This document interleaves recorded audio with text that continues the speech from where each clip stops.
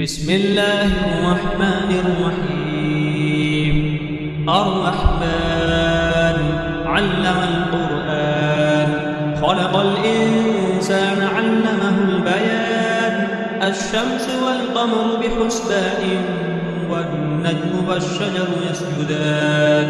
والسماء رفعها ووضع الميزان ألا تطغوا في الميزان وأقيموا الوزن بالقسط ولا تخسروا الميزان.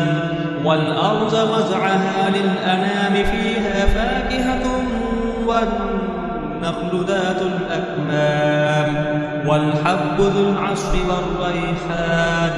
فبأي آلاء ربكما تكذبان؟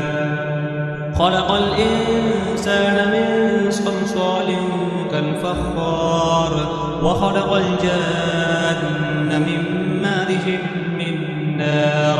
فبأي آلاء ربكما تكذبان؟ رب المشرقين ورب المغربين.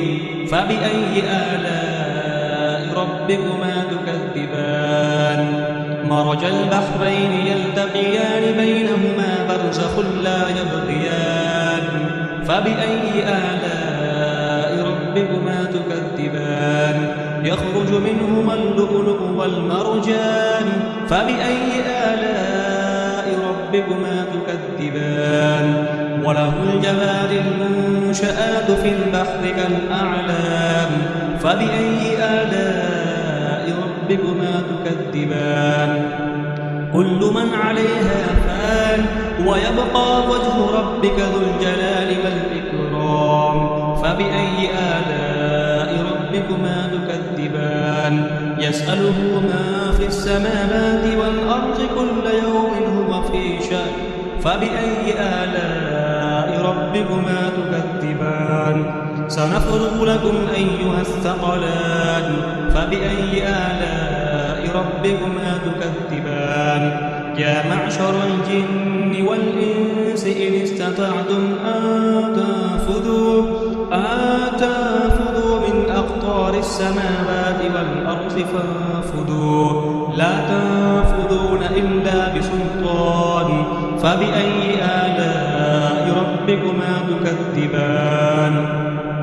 يرسل عليكما شواظ من نار ونحاس فلا تنتصران. فبأي آلاء ربكما تكذبان؟ وإذا انشقت السماء فكانت وردة كالدهان. فبأي آلاء ربكما تكذبان؟ فيومئذ لا يسأل عن ذنبه إنس ولا جان. فبأي آلاء ربكما تكذبان؟ يعرف المجرمون بسيماهم فيؤخذ بالنباسي والأقدام. فبأي آلاء ربكما تكذبان؟ هذه جهنم التي يكذب بها المجرمون يطوفون بينها وبين حميم آن. فبأي آلاء ربكما تكذبان؟ ولمن خاف مقام ربه جنتان. فبأي آلاء ربكما تكذبان؟ ذواتا أفنان. فبأي آلاء ربكما تكذبان؟ فيهما عينان تجريان. فبأي آلاء ربكما تكذبان؟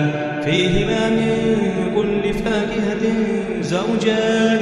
فبأي آلاء ربكما تكذبان؟ متكئين على فرش بطائنها من استبرق وجنى الجنتين دان. فبأي آلاء ربكما تكذبان؟ فيهن قاصرات الطرف لم يطمثهن إنس قبلهم ولا جان. فبأي آلاء ربكما تكذبان؟ كأنهن الياقوت والمرجان. فبأي آلاء ربكما تكذبان؟ هل جزاء الإحسان إلا الإحسان؟